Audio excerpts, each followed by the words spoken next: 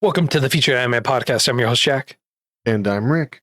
And today we are talking about Anime-Gataris, which was a recommendation from Major Montana. Thank you, Major Montana, for the wonderful recommendation.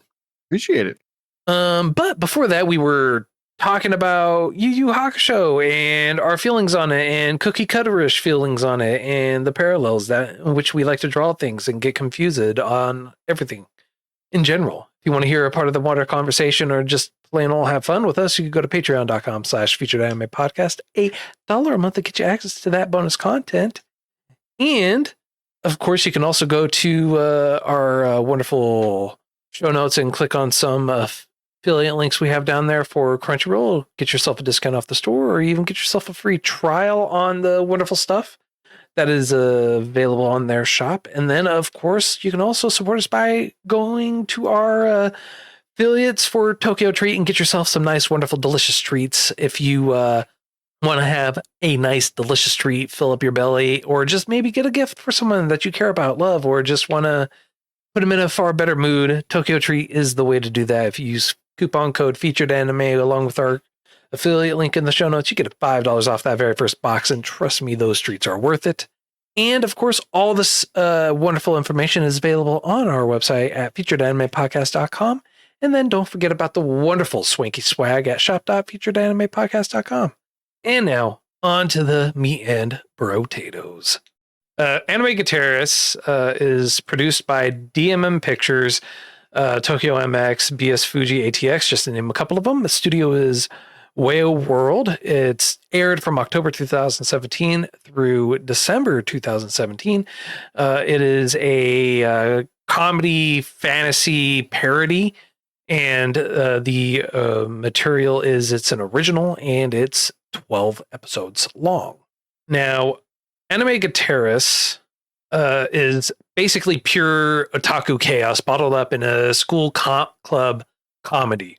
You've got Manoa, who's brand new to the anime world, and she ends up getting pulled into reviving the school's anime research club by another one of the characters, who's basically a walking fan wiki.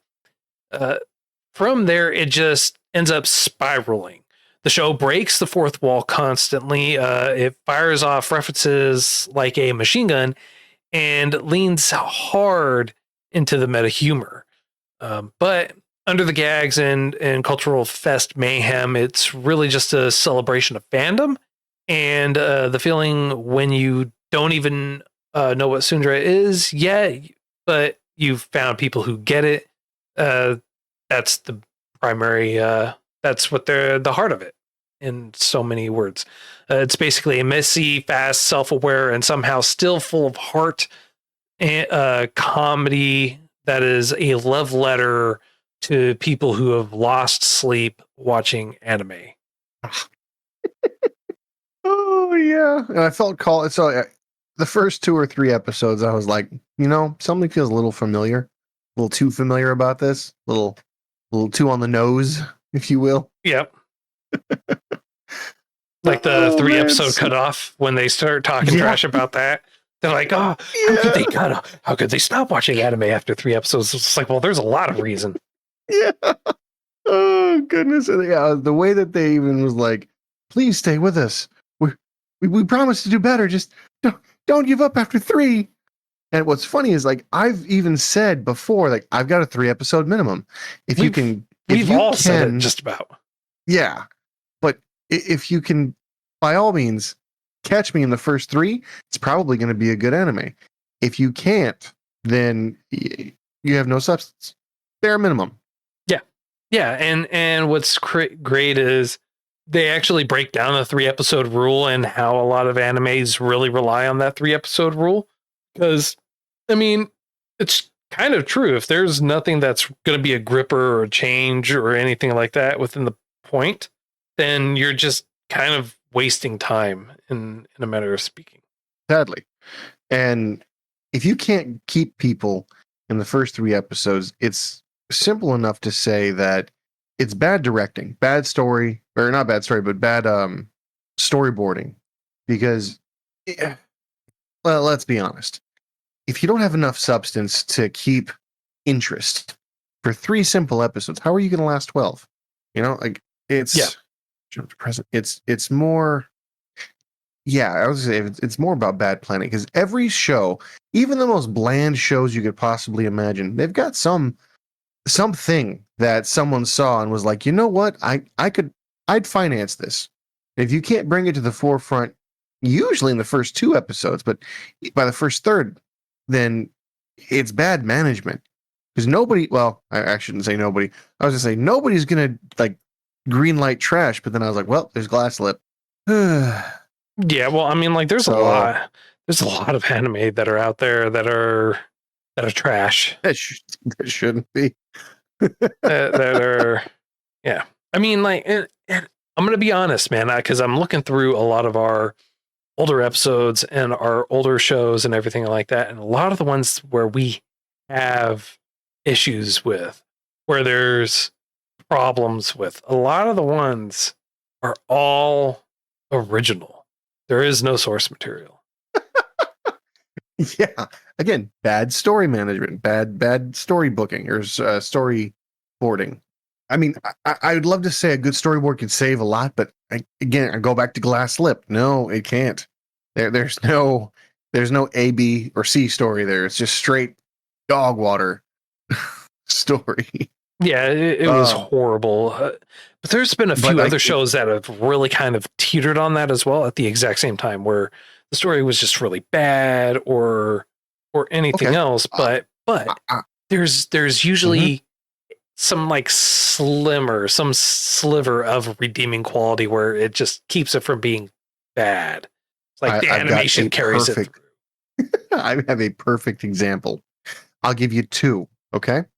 These are arguably very bad stories. They're bad stories. They're bad execution. They're bad. All the way around, okay? The first one, we've already talked trash about, Glass Lip. The second one, that is bad. So bad that it flipped the spectrum and became super good. Sin. Yeah, but that was like that's bad with a purpose. That's good. But that's good storyboarding. Yes. Like that's the difference between bad and good. Like you can have a bad story, bad animation, bad acting, bad everything, but have a flawless storyboard and it'll save it. It'll make it a cult classic. Yes. Yeah. So I mean, like that's why I say if you have a good director, a bad story is good. If you have a bad director or a bad path, you can have a phenomenal story that goes nowhere. Yeah. So no, I agree. Anyway, I digress. We're not talking about the show we're talking about, but we kind of are because they brought that up. Like, you know, please give us more than 3, and they did. They gave us better than 3. They gave us the hook. Kind of they gave hook, line, and sinker. Mm-hmm. What was funny to me was every episode revealed something new. Every episode revealed something a little bit more out there, a little bit more adventurous, let's say. Originally, it was how an anime is made. Okay. Oh, now we have to make one. Okay. Well, now we get kind of behind the scenes of what goes on between the producers and the director and the animator and the director and and the CGI and the director. They all have to like work together, and while they're all trying to pull apart, and you have the initial person with the storyboard going, this is my art, please take it and run with it. And then by the time they get it back, they're like, you've destroyed everything I've given you. And it just feels so real. Like the story writers or the dialogue writers were just like lived experience on paper. Oh yeah, for sure. Yeah.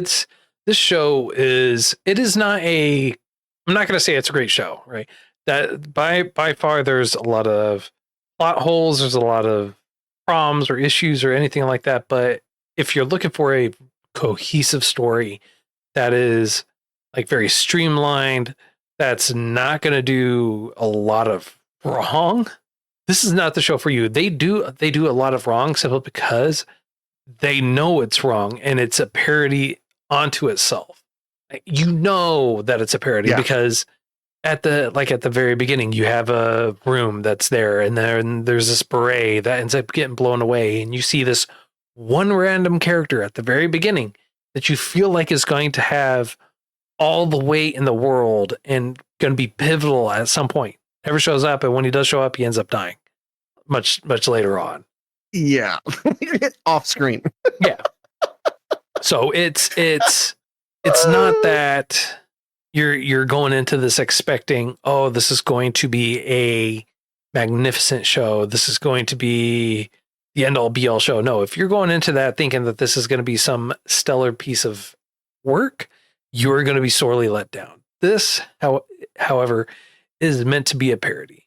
They even push the lines of it being a parody, and everyone that's in there that's an otaku or that's either hiding who they really are or really kind of showing who they are at the exact same time, they have fun with it because it truly does, parody a lot of the other shows that are out there. You have the rich girl that is an anime snob that's an otaku that ends up halfway through it changing characters a little bit along with everyone else. And when they're making references about other animes or shows or talking about animation or quality or anything like that, they'll use themselves as the backdrop for it. It's like talking about the DVDs and the updating them and all the sales and everything like that. They show themselves really poorly drawn, and then they show themselves like with the most immaculate, beautiful hair, overly dull. Yeah. It's wonderful. It's the way they play on themselves is funny. It's humorous. I don't quite know how to put it appropriately, but they're making just the right amount of fun of themselves. Yeah. And they do break the fourth wall because when something happens, at a couple of the points, they're like, oh, don't you remember during the credits or don't you remember during the opening scene there? Yeah. And they even reference or talking about the different animation styles from like the 90s.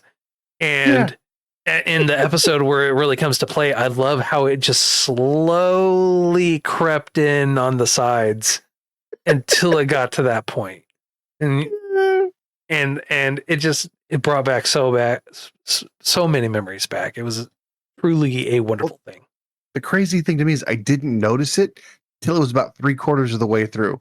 Yeah, and that's I was like, hold on, wait. Yeah. Oh, jeez. Yeah. that they slowly did it, and they did it purposefully too, to where it wasn't subtle enough that it was definitely noticeable. Yeah, but it's noticeable. Yeah, it was again good storyboarding. Oh man, I swear it's good. It's just if you don't take yourself seriously, it's very good. There was a few times where so my favorite part of this show, hands down my favorite absolute part, was the ripoff names that they're giving the anime they're into that's currently going on in the show, because like they're so close to legitimate anime I've seen, but so far that like I know what they're talking about, but at the same time that's nothing of what like they're talking about, like RE0 and Shield Hero but they're not naming this like RE something else. Like they are totally skirting the lines 100% for this. References, they talk about it. Everyone that ends up talking about it's doing the exact same thing. It's toting that line where you hear them talk about it, you hear them reference it, you go, I know that. I know what they're talking about. Or they reference X happening. I know what that's actually from. That's actually from this. But they're saying something else completely different. So, yes, you are right. But one time they didn't. And I was super appreciative. Did you catch the Gurren Lagann reference? Yes. It was so blatant that I was... They were blatant about a lot of stuff in this. That's the thing. My drill will pierce the heaven, like word for word, his catchphrase. I was like, you just... Yeah. Okay. Mm-hmm. I didn't know we were allowed to do that. Well, I mean, of course they don't own the phrase, but they did have. I mean, but they had the look and feel of it 100%. They had the emotion too. So I was like, you pulled it off. I have no idea how, but you did it. Yeah. This show is I wouldn't recommend the show to someone who's new to the series, who's new to the genre, for sure. This is not a show for them. This is more of a show for the people who have been around the block a couple of times, have seen a lot of shows, seen a lot of anime, kind of get the lingo, and they do explain it because there is someone that doesn't understand it, so they explain it just enough. But it's definitely geared towards a particular group of people, a particular set of individuals who have seen anime, who's, again, I'm just repeating myself, been around the block. But if you've never seen shows, if you've never been in any of the kind of realm of watching a lot of anime, being around people who watch anime, being around people who talk a lot about anime, you're going to be completely lost. And this honestly would not be funny for you. Yeah. Because they even reference, sorry to cut you off, but they even reference how one of the characters looks like another character from somewhere else. It's not really him, or that he looks identical to someone else at the exact same time. It's like, you have that issue in anime in general. You have these characters that look like these characters over here because they're just background character A. Background character A is everywhere. Yeah. Yeah. Well, I was gonna say we can talk about the specifics of it later, but yeah, like you have generic everything, and they take advantage to a extreme degree, and it's awesome. They did it in such a good way that the show was enjoyable. Was it predictable to a certain point? Yeah, and then absolutely not. Like, they threw whatever I thought out the window and did a huge, it wasn't a 180. They flipped a street. It wasn't, they didn't do a U-turn. They changed books on me. And the callbacks were legitimately awesome because you could tell that the planning was from episode 1. And the importance and then the driving factors were just ludicrous. And yeah, like, if you watch it all, episode 12 tied everything else in beautifully, and well done in my mind. Yeah. So, but the ending was hysterical. It definitely had its comedic and funny moments, especially at the end. It was pretty funny, in my personal humble opinion. But at the exact same time, it just kind of was their show, right? It was just 100%. If this was no substance, no depth, this was just purely chaos and nonsense in general. Here's the thing. If you were to pitch me this show, I would be bored to tears. Like, my vision wouldn't allow me to understand what the show could be. And that's a me problem, you know? Yeah. Well, I mean, it kind of is what it is. You know, it's not that bad of a show. I definitely had its moments. I had fun with it. Mm-hmm. But this honestly is not a show that I would have actually gone on my way to try and 100% and watch. Yeah. So I don't know. I don't have a whole bunch I can talk about the show, because in all honesty, this is not a very substance heavy show. It is very shallow. There's not much that can really be talked about in depth, other than the fact that there's you have the godlight. They even reference the godlight in there. Geez, and they explain it. There's points in here where it makes you go, what did I just watch? But you're having fun. Yeah. Well, so our podcast, the featured anime podcast, in my mind, was built for anime like this. We wouldn't typically go out to see it. We wouldn't know about it. This was never even on my radar, but it was enjoyable. Yeah, for sure. It was fun. It hit all the points of a show that I would enjoy with my family. And I can't say that very often, but I mean, it's It has its moments. It's too on the nose. Yeah. You know, like the descriptors. This would be a really awesome show to show someone who's never seen anime and wouldn't get the references. No, The reason I had just you finished. disagree, but yeah, I had just finished saying why I disagreed. So I would love to hear. No, I know, but the reason I say that is if they don't have a reference as to what's going on, I just thought of this. If they don't have a reference of what's going on, they get a front row seat to the typical background, what happens and why. Like this would be a phenomenal introduction to how to do anime and why to do anime and why the godlight is there. I always knew the godlight. I just never knew it was called that. And I'm sure that there's many names for it, but it never occurred to me to name that specific function. And the reason for it, and obviously I know the reason for it, but it's a lot of the stuff you just take for a lot of stuff I take for granted was explained here in a way that I was like, oh, that makes perfect sense. Now, what I will say, this anime is true to almost any meme you've seen about you can't watch it with other people listening to it because I was watching it and my nephew was around and my nephew's father shows up and goes, hey, we good? Well, what you watching? And I was like, no, check it out. Here's what it is. He goes, oh, because that's not what it sounded like. I was thinking like we were going to have an issue because like, dude, I was like, you know me better than that. He goes, I know, which is why we're talking rather than acting. Yeah. I'm like, I will be more conscious about this in the future, but you're not wrong. Oh, I always have headphones on whenever I watch shows. If it's around other people, I always have headphones because I don't need to have the awkward conversation. I made that mistake. I usually have my headphones, but I was like, nah, I don't need time. I'll be good. Nope. So, yeah.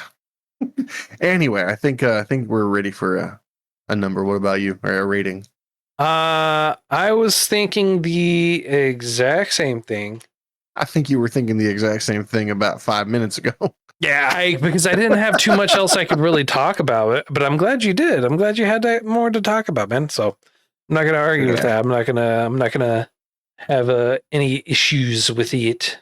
Fair enough. All right. So on a scale of up to 10, how would you rate it? On a scale of up to 10 for me, this is going to be, I'm going to give it a 7.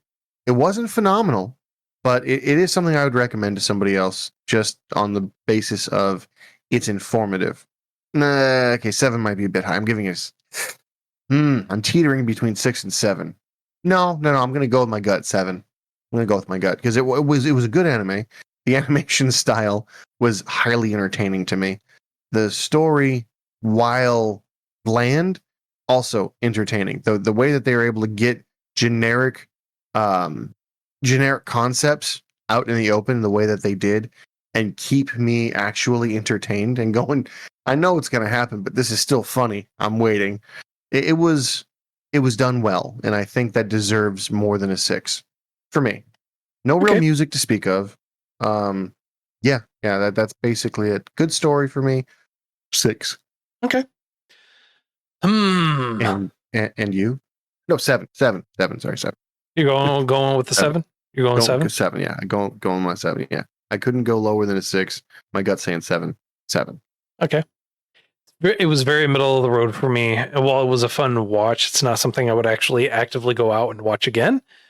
Okay. This was very middle of the road, so I'm going to give it a 5. Because it wasn't bad. I would totally recommend it to people, but I would only recommend it to people who I know would actually get the references or understanding of it. So like you and some other people that I know, like they would be the ones that I go and recommend it to. Other than that, I mean, like it's honestly, it's a fun show. It's an easy watch. It's you could definitely kind of blow through it pretty quickly. Also, another reason why I'm rating it low is because it's one that you don't have to really pay too much attention to, because There's not a lot going on to where you feel like you're going to miss it. Yeah, this is junk food. And I'm surprised they did not have a recap episode, like a 0.5. You know, I mean, up to here. They didn't have that. Yeah. Well, I mean, sometimes Might they have been don't do episode that. 12, but like, yeah, good. I mean, I hate it when they do that for a short episode or a short series, like a 12 episoders, but they do it. Solo Level season 1 did it. Yeah, I was gonna say bastards. So, all right.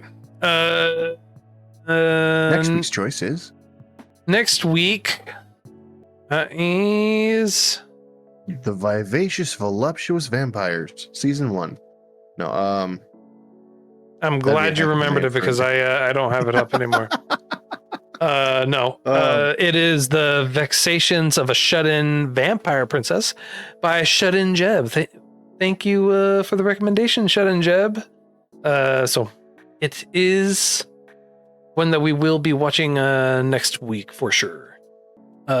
So that's all the time that we have for today. Rick, you have anything else you want to shenanigans about before we wrap up for the night?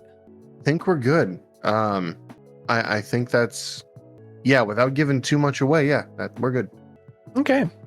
Well, if you feel like we did too much justice, not enough justice, or just plain old got everything wrong, feel free to let us know.